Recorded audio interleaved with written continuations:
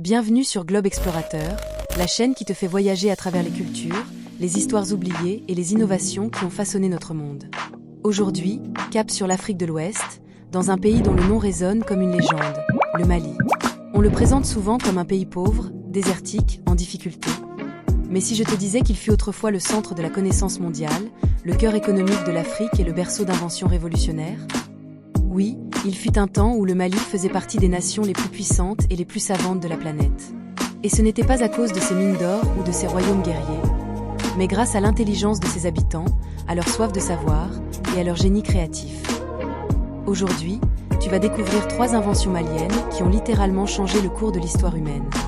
L'université de Sankoré, berceau du savoir mondial. Le système bancaire du Mandé, ancêtre du crédit et des chèques modernes. Et l'architecture en banco, une révolution écologique avant l'heure. Alors attache ta ceinture, on part ensemble au XIIIe siècle, à l'époque où l'Afrique dictait le rythme du monde.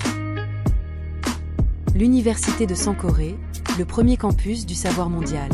Ferme les yeux un instant et imagine une ville perdue au bord du désert, où les vents du Sahara portent le murmure des caravanes et le parfum des manuscrits anciens. Cette ville, c'est Tombouctou, surnommée jadis la perle du désert. Au cœur de cette cité magique se dresse un bâtiment d'argile, simple en apparence, mais monumental par son héritage, l'université de Sankoré. Nous sommes au XIIIe siècle. À cette époque, l'Europe sort lentement du Moyen-Âge, mais en Afrique de l'Ouest, les lumières du savoir brillent déjà de mille feux. Sous le règne de Soundiata Keïta puis de Mansa Moussa, l'empire du Mali devient un empire de l'esprit. Les savants, les médecins, les poètes et les astronomes viennent de partout, du Maroc, d'Égypte, d'Andalousie, du Moyen-Orient, pour étudier à Sankoré. Là-bas, on ne vient pas juste aller à l'école. On vient se former à la vie, à la pensée, à la science. Les élèves s'assoient par terre, entourés de piles de manuscrits écrits à la main. Les professeurs dictent leurs cours sur l'astronomie, les mathématiques, le droit ou la médecine. Et chaque étudiant copie, commente et transmet à son tour ce qu'il apprend. À son apogée, Sankoré comptait plus de 25 000 étudiants et 180 professeurs, des chiffres hallucinants pour l'époque. C'était un véritable réseau de savoir, organisé autour de bibliothèques, d'écoles spécialisées et de salles de débat.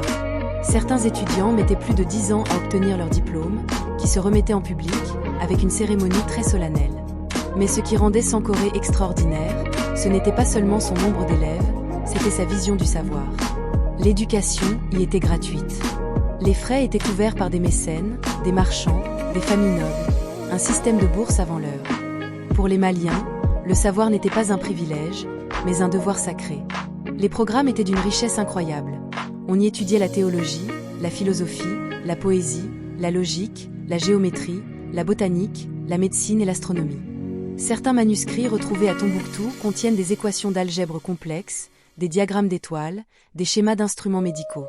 Des découvertes que l'Europe n'aura qu'à la Renaissance, 3 siècles plus tard. Et ce n'est pas tout, Sankoré a inventé un modèle éducatif horizontal. Le professeur et l'élève débattaient d'égal à égal. La recherche du savoir comptait plus que le statut ou la richesse. Une idée que les universités modernes, et même Internet aujourd'hui, tentent de retrouver, le savoir comme bien commun. Sankoré, c'était la preuve vivante que l'Afrique pensait le monde bien avant qu'on lui en donne le crédit.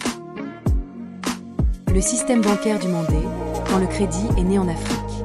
Quittons les salles de cours de Tombouctou et traversons les dunes vers les marchés vibrants de Gao ou de Niani, l'ancienne capitale impériale. Ici, le bruit des tambours se mêle aux cris des marchands. Les étals débordent de sel, d'épices, d'or, d'ivoire et de tissus venus de toutes les régions d'Afrique. Mais ce n'est pas seulement un marché, c'est le cœur battant d'une économie avancée, bien plus complexe qu'on ne le croit. Pendant que l'Europe utilise encore le troc, échanger du blé contre des outils ou du bétail, le Mali, lui, a déjà inventé un système financier moderne. Leur secret? L'or. Pas l'or en pièces, mais la poussière d'or, qu'on appelle gold dust. Chaque grain d'or est pesé avec soin sur des balances de précision, puis conservé dans de petits sachets en cuir. Ces sachets deviennent des unités monétaires standardisées, échangées partout dans l'Empire. Mais les marchands du Mali ne s'arrêtent pas là. Ils comprennent que la vraie richesse, c'est la confiance. Alors, ils créent un système de crédit et de dette écrite, appelé Saraka ou Santigui. Un marchand pouvait émettre une reconnaissance de dette à Gao et la faire valoir à Tombouctou, à plus de 800 km, sans transporter un seul gramme d'or.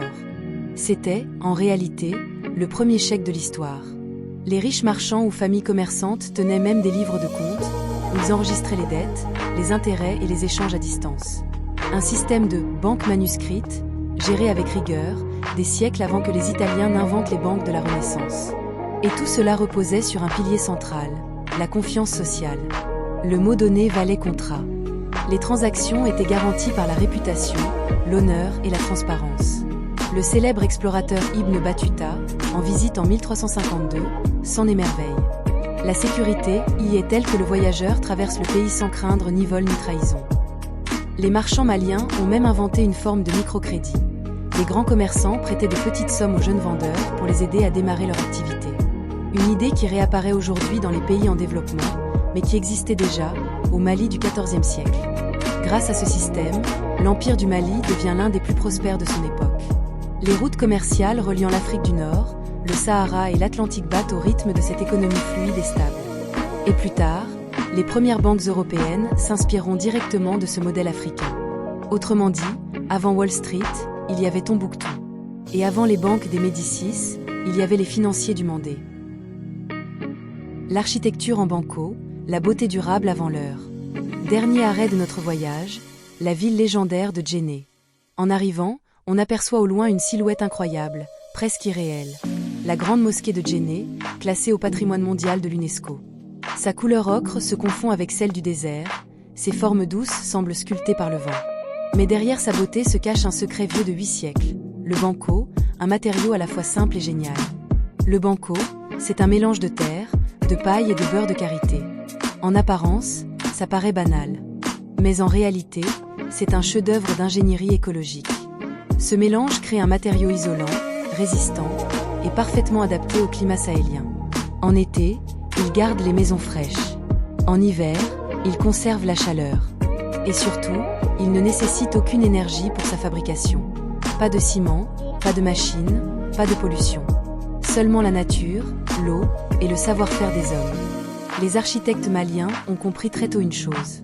Construire, c'est vivre en harmonie avec la terre. C'est pourquoi la grande mosquée de Djenné n'est pas seulement un lieu de prière, c'est un symbole de durabilité. Chaque année, toute la communauté participe à sa restauration. Les habitants se rassemblent, enduisent les murs de banco frais et utilisent les fameuses taureaux, ces poutres en bois qui dépassent des façades, comme échafaudage intégré. Ce n'est pas qu'une réparation, c'est une fête collective, un rituel qui unit la population autour de son patrimoine. Les ingénieurs modernes étudient aujourd'hui ces techniques pour concevoir des bâtiments durables dans les zones arides. Le banco, 100% naturel, recyclable à l'infini, est désormais cité comme modèle d'architecture verte. Ironie du sort, alors que le monde cherche aujourd'hui des solutions écologiques, le Mali les pratiquait il y a 800 ans.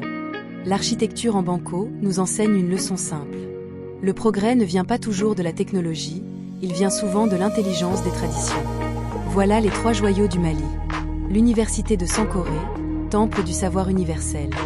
Le système bancaire du Mandé, berceau de la finance moderne. L'architecture en banco, pionnière du développement durable. 3 inventions qui prouvent une vérité que l'histoire a longtemps oubliée. L'Afrique n'a pas seulement participé au progrès du monde, elle en a souvent été le moteur. Hier, c'était Tombouctou. Aujourd'hui, c'est la Silicon Valley. Et demain, qui sait? Peut-être que la prochaine grande invention sortira de ton imagination. Si cette histoire t'a appris quelque chose, écris en commentaire « J'ai appris quelque chose ». Et surtout, abonne-toi à Globe Explorateur et active la cloche pour ne pas manquer notre prochaine aventure. Le monde est rempli de génies oubliés. Et ici, on leur redonne vie.